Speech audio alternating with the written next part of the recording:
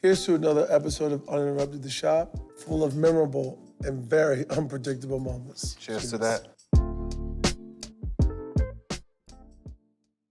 What you get in New York, I call it Tony Soprano Italian. Yeah. If you take a real Italian person to a New York Italian place, they're gonna look at you like, what the fuck? The truth is, those are Dominicans cooking that food. I know, because they're my cousins. They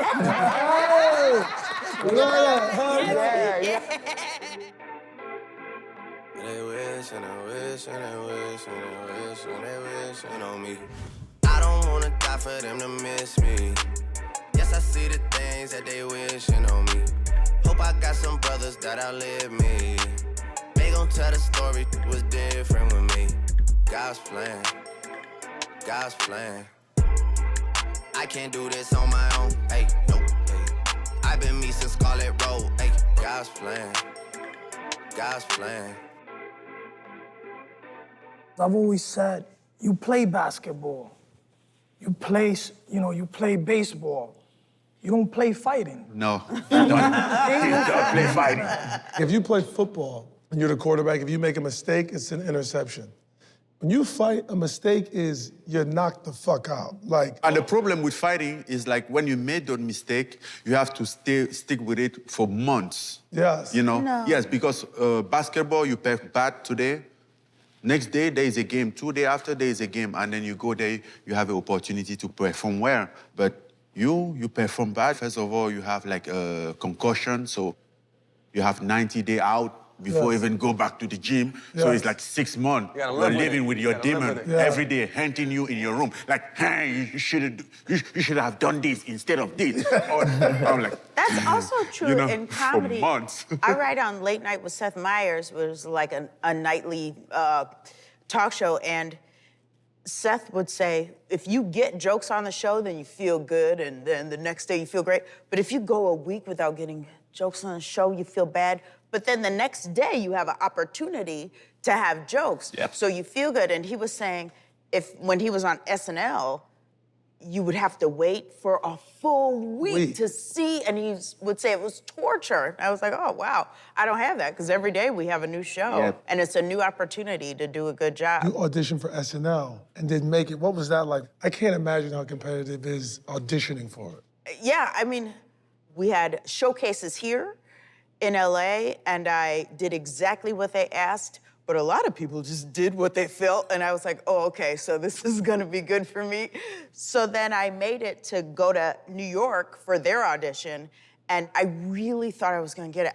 I don't know why I thought that. I was so cocky, so unreasonably cocky. And I go to do my audition, in the studio, on the stage where people give the monologue. And as I'm walking out, fucking Leslie Jones is walking back. People are falling out laughing so fucking hard that she's not on stage anymore. And people are like, ah! The roar, it was like a roar. And I walk in and I audition in that. I was like, okay. You literally followed Leslie Jones in the audition? I did. I Wow. followed her to nothing. I was the only one of the finalists who did not get hired. Sashir, LaKendra, and Leslie. Leslie and LaKendra were writers. They got hired all at once, and I did not get hired. But then a couple days later, I got a call from Seth Meyers and was like, you coming to New York anyway to write on my show? And thank God, because SNL, I do not know them. I do not know what it is like to write there. I assume it is much harder than... It's brutal. Fucking Late Night Seth is just you and your little friends goofing around all day. We'll leave, go eat a steak, come back, write 2 jokes, and we're done. Like, it's Montessori school for comedy. But, yeah, I do think, ultimately, this was what I needed to become a good writer. Jake, let me ask you, you have an interesting boxing background where it's like, you have 5 pro fights? Yes. Right? When did you realize you could fight? Man, it's crazy as it sounds, from the first day I sparred, the coach who I was training with at the time was like couldn't believe it. He was like, you've never fought before? That was amazing. Like, he was blown away. He stopped and was like, what's going on here? And just from that day, my coaches always told me, yo, you're a natural. This is crazy. You could really fight. blah, blah, blah. And so I started to get confidence in myself because of that. But then once I put on the 10-ounce gloves in my first pro fight, knocked this kid out in the first round, that's when I was like, oh, maybe my coaches were right. Like, Up to that point, you weren't even sure. I wasn't sure. And they were like, you're heavy-handed, you have power, blah, blah, blah. But that was the first moment of me realizing, like, damn, I could really take this far. Do you think people take you seriously as a boxer, and do you give a shit? I don't give a shit, you know, but I think... I didn't at first. You didn't take him I seriously? didn't at first. Me too. I did not at first. Yeah. I'll be honest, I was like, what, this is a gimmick.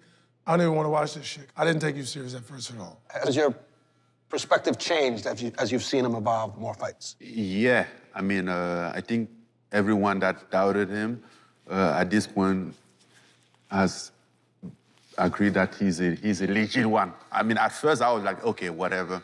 Yeah, you know, even my grandma can box. You know? Then you kind of like see him, how he's fight. I think he was a Tyron Woodley fight. I'm like, okay, if after this fight somebody has a doubt about him, that means he has a personal problem with it, you know? I feel like you're one of the most judged people in the public eye. It's like if I asked 10 people, give me one word to describe Jake Paul, I'd probably get 10 different answers. Yeah. Right? I'd get, he's a boxer, he's a YouTuber, he's a troll, he's doing good for sport. Cringe. How do you feel about like the negativity that comes along with social and all of that for you personally? When I was younger, the comments definitely affected me because I wasn't as confident. I was like 15 years old, and I would be getting all these comments, and I was bullied in high school. When I started like making it on Vine, eventually I became numb to it, and now I don't care what people say unless it is a well-crafted thought from someone who is successful and has walked at least somewhat in my shoes. It's interesting to hear everyone's perspectives, even though it's different professions. And the key element for all of us is confidence. Totally. People have like this perception, okay, he's confident or she's confident. The moment they feel that energy that you're not confident, your shit is ruined. Because if you go and you're about to fight someone and your opponent feels like he's a bit scared, you're gonna get your ass beat. Well, speaking of confidence, you were in a group, a super successful group, Aventura. Did you ever doubt yourself like, hey, can I do this thing on my own? Had you asked me maybe 20 years ago, could you deliver a show in the way I do today, I would have told you there's no way. In fact, I remember that I would perform, and once the song was over, I couldn't speak to the crowd because I was so shy that, it was terrible. It took a lot of years of practice. And for me, people not knowing my songs, you know, at an early stage, I had to talk to them. I had to bring them along. I was making motherfuckers laugh. So if you ever go to one of my shows, there's a lot of comedy. So you just saw comedy and was like, oh, this is a way for me to relax and help the crowd relax. It was more for the crowd, or was it more for you?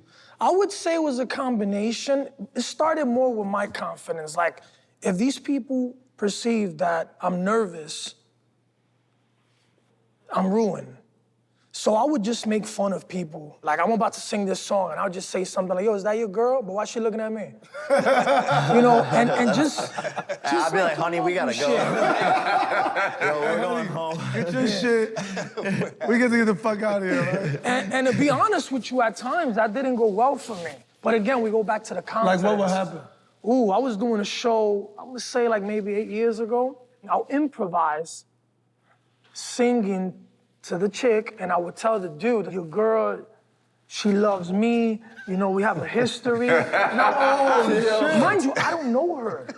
Listen, this dude, he's like grilling me, like I'm about to fuck you up, bro. I thought he was just playing along and he was making my show more interesting.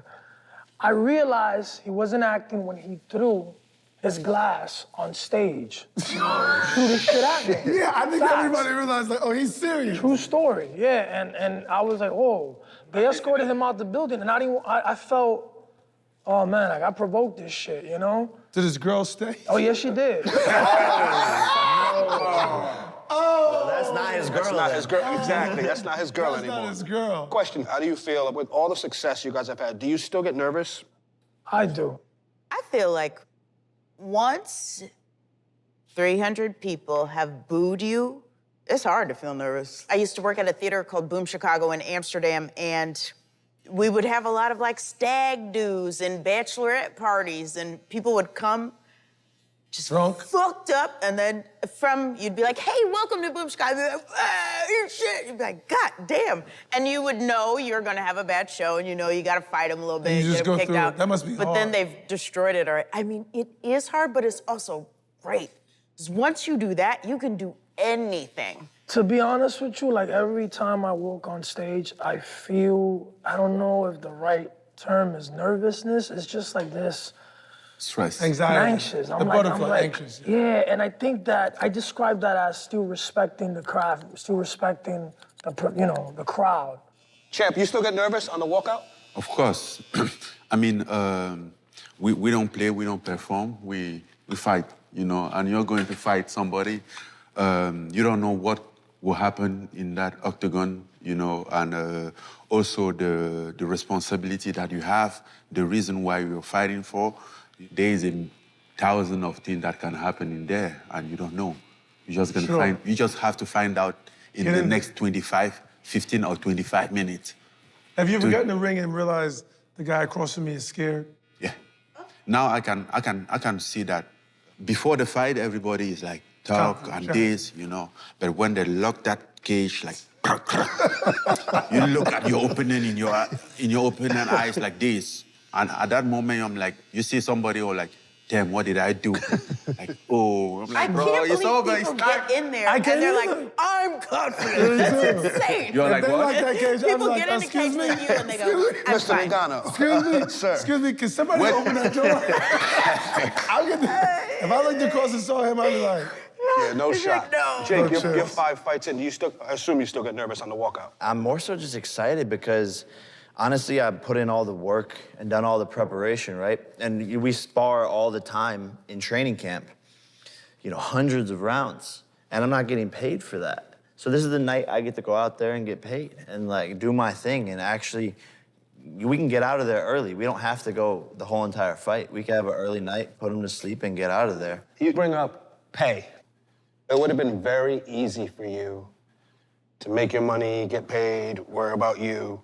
You know, I think since your first, second fight, you've taken on someone from your world, Dana White, talked about UFC, the gap in pay. Why has that been such an important cause for you to take up?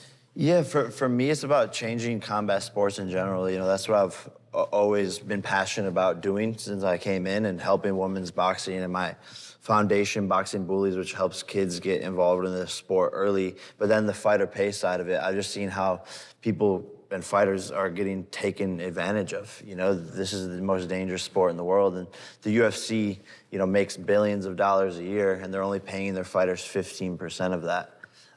You know, Ari Emanuel, the CEO of Endeavor, you know, his salary last year was more than the entire UFC roster. So these fighters are risking their lives for $10,000. There's no long-term health care. So for me, I just saw it as a problem, and I am one of the people who can use my platform to speak up about it, because a lot of fighters in the UFC are scared to say something because Dana can just shelf them. So I'm one of the very few people who doesn't need Dana necessarily. And yeah, I started talking about it, and it just got a ton of momentum, and I was like, yeah, like, okay, I'm gonna continue to talk about this, and now more and more people are speaking up, so it sort of started this revolution. And Let's- Francis is one of the people. Yay. but Francis, what gives you the courage to stand up? Why do you have because you've stood up against them and you're talking about it now. I think mine was more, at first it was pride. I was frustrated of how they were treating me, you know, first because I didn't want to sign a contract, and that I felt like they were using that power against me. This contract is fucked up. I don't have it. I don't want to sign my life to somebody who doesn't give me something else in return. He doesn't have any responsibility. He can decide whenever he wants and cut you, and he's not even obligated to give you fight. So what is the reason of signing this type of contract? But this is the difference. Francis is one of the most exciting fighters in the world. He has the strongest punch in the world, I believe. And he's the heavyweight champion of the world in MMA. In boxing, the heavyweight champion of the world makes $32 million to fight. This is public information. He's making 600, 700K to fight. So that's where the discrepancy is. That's a big And if no one can see that, that is fucked up. I'm not a genius, but that's a big discrepancy. But it's very simple. In boxing, they have to negotiate. It's open. There is two sides. It's open. Here, it's not one company. Here is a company. There is one company who owns both fighters. You and your opponent. It's a conflict of interest. I don't even know if that's legal. So it's just you guys. Okay, you guys are fighting. You're fighting that guy. You're fighting that guy. It's the same. Is that legal? So no more power. But the problem is like the company is so big and they are getting bigger and fighters are getting smaller that everybody is scared. Nobody want to face or to fight the company or to say no. That's not good. But if all the fighters came together.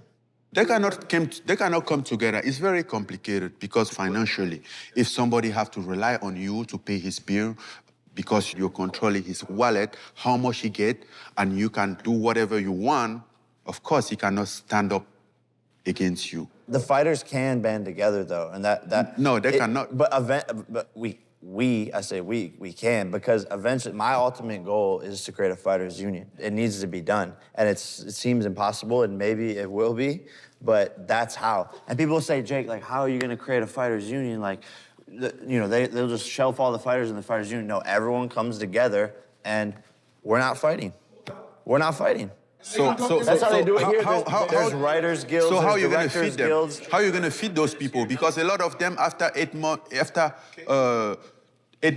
weeks of training camp, after 4 months of not fighting, they are broke, bro. What he's saying is, to create a union, what you actually have to be okay with is, I'm taking a stand for not me, but for the future fighters. Let's do this now for the future of fighting, which I do agree with Make that. more in the long run. Well, my make point is, more, you may the not next- even do it, but the fighters coming behind you will do it. Exactly. The next generation. You have to be okay with that. Exactly. I'm not the biggest fan of America. This is one of the things we do great, is a union. We will negotiate on some fools. I love how she set it up. Union has gone through this, every single union. I think you are 1,000,000% correct. It is 1,000% possible. And yeah, like, people will be poor for a minute, and that's part of it. It's part of it. It's, Here's the thing, time out. All right, I'll call upon the 10 biggest boxers, 10 highest paid boxers, and 10 highest paid people from the UFC. Yo, why can't you donate $200,000 to the union to help pay these fighters for these 6 months? Are you that selfish? Floyd Mayweather, Canelo, who makes $50 million for a fight. Canelo, why, you can't donate $200,000 to this union? I'll donate $500,000. I'll donate $1 million. They're paying while they're not fighting. I'll donate $1 million so we can pay You're in the for $1 fighter. million. You're saying it I'm right in for now. $1 million. I'm in for. I could raise more than that. But I'm saying that the money that we put into the union can help pay the fighters who aren't getting paid as much in the interim. And that's how it can be Well, it's funded. very interesting, though, because obviously people have a lot of different perceptions of you. Fights, partying, you've had obviously controversies and things. But it's interesting to hear you say that, like as a human, you are growing. What are you, just 25, right? I'm 25, but like you said, it's like my. People shouldn't be hitting you. You're a child. Well, I grew up on camera, so anything I did wrong, and by the way, I was doing stuff wrong, and As every teenager fighting, becomes. and fighting has helped me mature to become a different person. But it is like you said, I messed up and did stupid shit that I'm not proud of. I'm 40, I'm still fucking up. I'm saying yesterday, dang. I feel like when I was young, those jokes, man, fuck. Thank God nobody was taping that shit. It was horrible garbage. Horrible garbage. But I feel like, especially in comedy, you say some rancid shit because it gets laughs. Anytime you say, like when you were a kid and you went poo-poo, and everyone would be like, this is the best before, this is hilarious. And it's that same element. And when you get older, then it's the same type of garbage that gets you cred for being, edgy. And you don't realize that that's garbage until you're a little bit older. And but living in like the world we're living in, obviously, censorship, cancel culture, all those things, is anything going too far in comedy? I feel like what a lot of people are calling cancel culture is just accountability. You know, and I don't think we can just be shitting on everybody all the time anymore. It used to be anything goes, and now it doesn't. And that's great, because guess what? It used to be cool to not hire me because how I look. Of course. You know, so I can't be mad at that. I think that we as a people are evolving, and it'll take some people a long time. Some people are there already. But it is that journey that we're all in right now. And yeah, it feels bad and weird. Who cares? Getting better feels bad. Also, like, people go, oh, I can't be racist. I can't be the one who did the bad thing. But if society as a whole is, I'm so sorry that I've come to this. We're here, go for it. If society as a whole is built on white supremacy, which it is, then we cannot act like we are all above it. Oh, we're in it. We're in it. It's in the very fabric of our lives. It's how we live. It's on the fucking money. It's everywhere. And I think that's more of the thing. It's not like you were a bad dude and you did this bad and you are bad and it's tarnished on you forever. That's not it. It's like, yeah, I'm a product of society. What do you fucking want? So yeah, thank you for giving me the opportunity to get there. Take me with you. Let me ask you, when you go on every night, there's never been many women in late night. Do you feel that pressure of like, especially as a black woman going on every night? I'm a 40-year-old black lady from Omaha, Nebraska. I don't feel a need to like represent everybody. I can't. If black women were a monolith, I absolutely could, and I'd love to do it. But we're not, so I can't. To go back on the cancel culture thing is like, if people want to have cancel culture and cancel somebody, cool. You know, you did something wrong, maybe apologize for it, whatever. You offended a bunch of people. But then that same society should give that same person the opportunity to grow and change. That was wrong. Don't do that again. And, you know, give them the opportunity to realize what they did was wrong. But that's the problem with cancel culture is it needs to be so definite. Society likes to place things in boxes. Jake Paul is this, you know, Maverick Carter is this, cancel him this. No, like, but it's that's not how also it them is. jumping on the bandwagon with social media, where a lot of people are just voicing an opinion without having the full facts because they want to be down. Exactly. You know, it's like I release an album and you see some dudes like dissecting my music immediately. The shit just came out. Like, it took me 2 years to record this album and you're immediately like, that shit whack. Well, I don't expect everyone to love what I do, but I think there's a difference between constructive criticism and straight up just bullying and hating. So I think that has a lot to do with it too, that people they want that clout. That cred, yeah. You know, like, these motherfuckers are doing podcasts in their rooms, like they're experts in music. And I receive comments sometimes, whether it's a DM or comment, and people will break down, tell you how you should train and how you should fight. Like, work more. Like, I put a video on me, like, hitting meat, and the guy will be like, no, work more on your wrestling. You have to see this coach, and then work like this, like that, like that. I'm like, whoa, hold on a minute. What is your record? Like, how? This guy never fight in his life. He never been in the gym. You know? You are working your ass every day, twice a day, or whatever, you know? Like, they're like, I can hear he's uninspired. I can hear, like, you can't hear shit. You know? So, Romeo, by the way, talking about Latin music, it's always been big, but now you got, like, all the new artists, Bad Bunny. What's the difference, what they're going through now and dealing with versus when you first started? Because you've been around a very long time. Shit, the bag. The bag got bigger, right? The bag, I mean, no, but all jokes aside, you know, I think that especially urban music is living a momentum that's amazing. Like, and the digital just changed absolutely everything in a good way. Guys like Bad Bunny, Balvin, Ozuna, you know, they kind of inspired other artists, like, okay, we can become successful and a lot faster than in my generation. You know, before I even reached stardom, I was already doing local group, like local clubs, and shit like that for like 5 years. You know, the industry has changed so drastically that it's like, yo, you could become un fenómeno de la noche a la mañana. Off a hit on SoundCloud. Yeah, one song, like yeah. I'm talking about like, these guys are, like I remember speaking to Ozuna when he was just starting. Like a year and a half later, he was a superstar. And you've collaborated with a lot of artists. Like, who was the one that surprised the fuck out of you? Like, damn, that's some shit I didn't expect. That's a level. They went to a level you didn't know they were gonna go to. So I produced and wrote a record for my second solo album with Mark Anthony. It was a salsa, which is no es mi fuerte. You know, I'm a bachatero, I do bachata, but I'm a huge fan of salsa as well. And for him to trust me in producing and songwriting a salsa for me was like surreal. And I recall being in the studio with Mark, just guiding him. Like, by the way, he doesn't need no guidance, but you know, I'm like, yo, could you do it like this? Could you do it like that? And I'm so passionate about this shit that I'm a bit intense at moments. And I remember that once we were done with the session, he was like, bro, I can't remember the last time that I was in a studio session this long and motherfuckers telling me, yo, could you do the slogan like this? And that was, for me, a surreal moment just because I grew up on Mark. Like, I just grew up like, wow, this guy to me was like unreachable.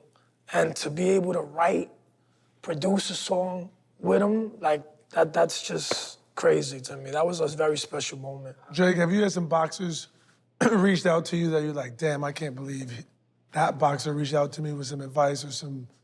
Yeah, look, I mean, there's been a ton of support, which is crazy, and I think the biggest one, who is one of my idols, is Mike Tyson. He's taken me under his wing in some sorts. You know, we've partied together. He's given me advice. Like he's such a dope Partying with guy. Mike.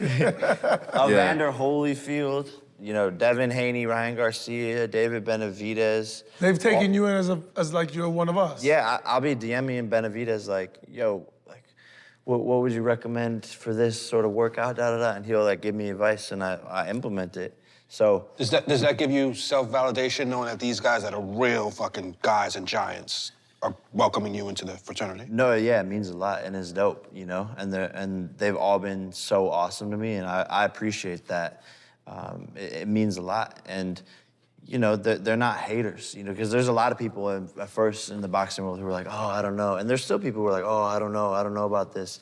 But the fact that they are showing love, you know, that is all the motivation and proof that I need. I think you always be like that, and we will always have those people. That's what make the community. That's what make your fan base. You can't pick like, okay, I just want a good guy. There's always bad guy, haters, be in between. You have to deal with them. You have to learn how to deal with them or ignore them and move on.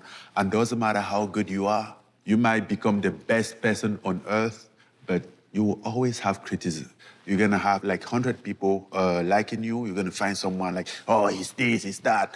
Always, and that can change. I cannot believe how true that is. Like, if 1,000 people are like, this, the shit, those 10 motherfuckers are like, sometimes one is like, enough. what is that? When you see those kind of comments, look at the reply.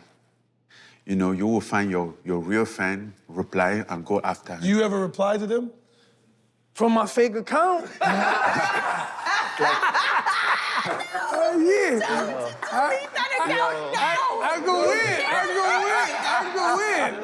No, listen, and I have to be honest, that shit feels good. That shit feels good. He sucks, you suck. Oh, man. I don't reply, but most of the time, my fan reply to those, you know, and then I will look at it. And you like it? It makes you feel good. My fan defends me. Can I just say, mad props to your optimism, man. Cheers. Now, every time we say something negative or something, isn't that? You know what mad I'm props. say? 7 billion people on the planet, he can kick everybody's ass, right? I have no idea, after sitting with him, how the fuck he gets in a rage to go fight somebody. That's a question I had. when you're fighting someone, I'm so sorry that this might sound very silly. Do you feel angry? You mad at them? Or is it like a? It's Is a it joke. like? It's a job. It's a job. You can't be angry, you'll get tired. You have to be calm. Do they ever make you angry though? You don't have to be angry. Like me, it's really hard to get me angry. I just know the reason why. We know. No, I just have to remind myself why I'm fighting. When you come from a small village, from a country like Cameroon, nobody expects you to become a world champion. From where I came from, we weren't even allowed to have a dream. That's why, like, anytime when I have a chance, I just go back home because that's the moment that I kind of like realize, kind of collect myself, realize like where I'm from, you know. That's dope. And you know, like, I reminisce for a second. Like, I sold out 2 Yankee stadiums. And, you know, sometimes it takes a while for you to digest, you know, like those moments that they mean a lot to people, but also, you know, you should enjoy every moment, every successful moment. Exactly. And my uncle said something to me. He was like, "Are you ready?" Like, he tells me, "Are you ready to tell your kids, like, how this felt?" And I'm like, oh shit. Like, sometimes you get caught up with the production, with the invited Your guests. craft making you work. Yeah, and you know, and then you're like, oh shit, like, this is, you know, so that's deep. Yes, I can relate to then that. you're like, okay, this is a real shit. You know, I remember like when I first won the belt, I went back home and was living my normal life. Then sometime at night, I'm like, I'm a world champion, right? I have a belt. So I'll go check like, am I dream or it's true? You know, because for me, it was just like, wow, nothing changed. I'm like, okay, why I'm not feeling a change? Like, why life is just so normal? I'll just look at it, I'm like, okay, so if the belt is here, that means I'm a world champion. But you don't Yes, you realize don't it. realize it. Of course. Yeah. But the champ, by the way, no matter how much he gets paid fighting, he can make a lot more as a therapist and a motivational fucking speaker. I think you got 2 clients already. 100%. And with that, we're a wrap. Thank you. guys. I don't wanna die for them to miss me. Yes, I see Romeo Santos was like 20% of my playlist. Enrique Iglesias and Prince Royce. You have good taste in music. You invited to my next show. Gotta make that I'm gonna fuck Thank with you, you. bro. Just don't fuck me up. I feel good, sometimes I don't. Hey, no. I finesse down Western Road. Hey, next. Might go down to G.O.D. Yeah, wait. I make sure that Northside eat. And still.